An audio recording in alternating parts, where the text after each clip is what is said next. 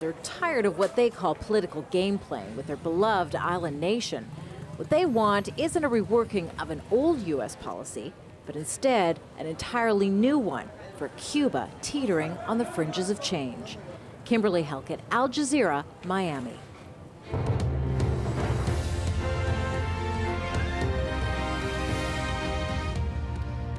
The headlines now, and reports say that transport workers will join the mass strikes taking place across Egypt. Pro-democracy protests in Cairo have now entered their 17th day. All this comes as negotiators meet to discuss the future transition of power. Jordan's King Abdullah has sworn in a new government. The reshuffle was prompted by protests calling for change in that country. They were inspired by the demonstrations in Egypt and Tunisia. Ex-Army Chief General Maruf Bakhit becomes Prime Minister. He's been tasked with implementing new legislation. Italian prosecutors are demanding Prime Minister Silvio Berlusconi go on trial immediately. The call follows allegations he paid for sex with a 17-year-old Moroccan dancer and then used his political power to cover it up. US aid to Pakistan's under threat over the detention of an American citizen who shot and killed 2 armed men. Relations between Islamabad and Washington have been strained since the incident took place in Lahore 2 weeks ago. The US State Department again insisted that Raymond Davis has diplomatic immunity. US President Barack Obama is gearing up for a battle as he gets ready to present his budget to Congress next week. Republicans have vowed to slash more than 60 government programs, but Obama says he needs to spend more to create jobs. In the latest poll, Americans give him low marks for his handling of the economy. North Korea's military says it will no longer engage in dialogue with South Korea. The statement comes one day after talks between the two countries broke down. North Korea claims the South's armed forces were only interested in maintaining tension on the peninsula. And in Indonesia, the latest trial of the Muslim cleric Abu Bakar Bashir is due to open shortly. 1,200 police have been deployed near the courthouse in South Jakarta. Bashir's supporters are expected to hold a rally outside. It's the cleric's 3rd trial on terrorism-related charges in a decade. And former Liberian President Charles Taylor's boycotted his war crimes trial at The Hague for the 2nd day running. The proceedings have now been adjourned while the judges decide whether to allow an appeal by Taylor's legal team. His lawyers are angry that a defense document's been ruled inadmissible. Those are the headlines. Next, it's Empire.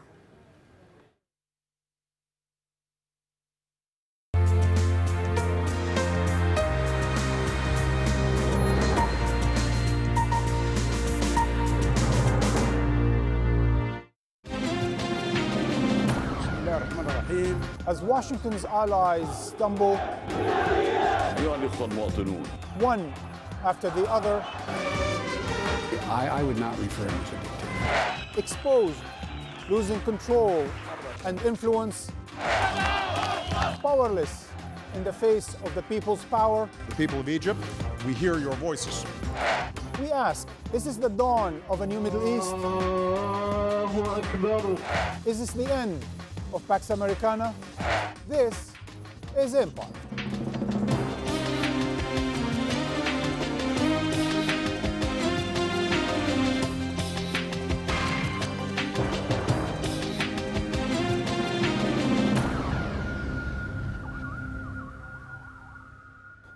Hello and welcome to Empire. I am Marwan Bishara. As popular uprisings swept through Tunisia and Egypt and the winds of change blew across the Arab world, the United States, the power that has long dominated the region, has been particularly absent. As its allies began to tumble, it went on to fumble each and every opportunity to bridge the gap between its rhetoric of freedom and democracy and its befriending of autocrats and dictators. Caught off guard, as millions of people poured into the streets and public squares of the Arab world, the Obama administration faltered. The United States has a close partnership with Egypt. President Mubarak has been very helpful. And we've cooperated on many issues. Equating between the dictators and the dictated. I would not refer him as a dictator. But we're not picking between those on the street and those in the government. Everybody wants a yes or no answer to what are very complicated issues. And hedging its bets on authoritarian rulers and opposition parties alike. We call on all parties to exercise restraint. Those protesting in the streets have a responsibility to express themselves peacefully. These are decisions we made within Egypt by the Egyptian people. It was not for the United States to anoint. And even when millions crowded Maidan al-Tahrir or Liberation Square, the Obama administration remained caught in the headlights. There are deep grievances within Egyptian society. And continued to play catch-up. An orderly transition must be meaningful, it must be peaceful, and it must begin now. The United States, in this case, was surprised, taken aback.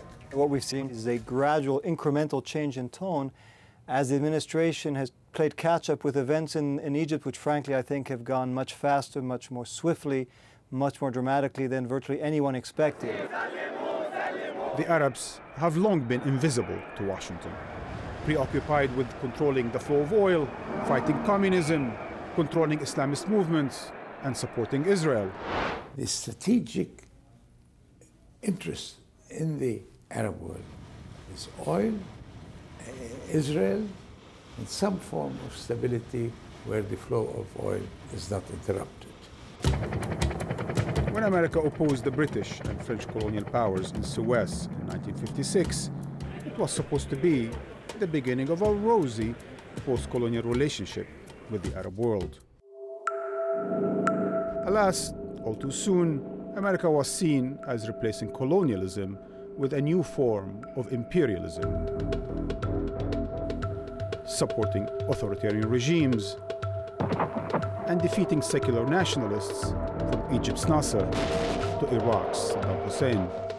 Dictatorship, authoritarian regimes are basically corrupt, oblivious to change, and oblivious to the interests and the rights of the population. U.S. foreign policy has been obsessed with Israel, right or wrong. Now let me be clear. Israel's security is sacrosanct. The Israel-Arab conflict is the axis of Arab-American relations. The U.S. then turned its attention to the threat of so-called radical Islam, from Iran to Algeria to Lebanon and Yemen. In 2001, terrorism became the overarching priority. Arabs were once again marginalized by America's greater Middle East strategy. The Egyptian-born Al-Qaeda leader Ayman Zawahiri captured the headlines against the backdrop of mounting oppression in Egypt and the Mubarak regime cracking down on peaceful opposition under the pretext of the war on terror, promoting the idea of his son's succession at the heart of the republic. And when Washington began to speak of spreading democracy and freedom, 60 years of Western nations excusing and accommodating the lack of freedom in the Middle East did nothing to make us safe. It was merely to justify U.S. military intervention in the region, making deals and embracing authoritarian regimes, ensuring their allegiance to Washington's war on terror and its sponsored peace process, with Egypt playing a key role on both fronts. The Obama administration pursued more of the same, preferring stability to democracy, albeit propped up by brute force. The price of stability in many instances has been stagnation. Social, political, economic stagnation, impoverishment of the people. Now those chickens are coming home to roost. It's going to take a very long time to undo the damage that has been performed over a very long period. With the genie out of the bottle, is it finally time for a change the Arabs can believe in? Joining me to discuss the dramatic changes in the Arab world and their strategic implications is Professor Rashid Khalidi. You are a professor of modern and Arab studies at Columbia University and the author of Sowing Crisis, the Cold War and American Dominance in the Middle East. Seymour Hersh, you are a Pulitzer Prize-winning investigative journalist, regular contributor to The New Yorker, and author of numerous books, including Chain of Command, The Road from 9/11 to Abu Ghraib. And Thomas Pickering, Ambassador, you are a former Undersecretary of State for Political Affairs from 1997 to 2000.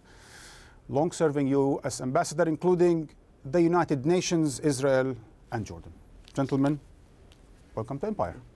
Ambassador, let me start with you. What is it about you Americans that you're always shocked and surprised? 1956, you're shocked from Hungary. 1968, Czechoslovakia. 1979, Iran. 1989, Berlin. And now, Egypt, Tunisia, and so on and so forth. For a country that takes on the public and seriously and democracy seriously, you're always shocked by the power of the people. The shock and surprise was certainly in two areas: timing and contagion. There is an eternal debate in the United States, and it's going on now, on American policy, between our interests and our principles. So is it because you don't take your principles seriously abroad?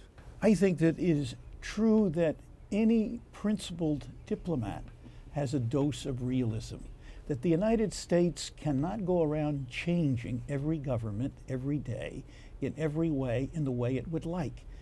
It is true that the United States over the years has, I think, set a standard and appealed to people on the issues of democracy and freedom. But not so, beyond rhetoric too.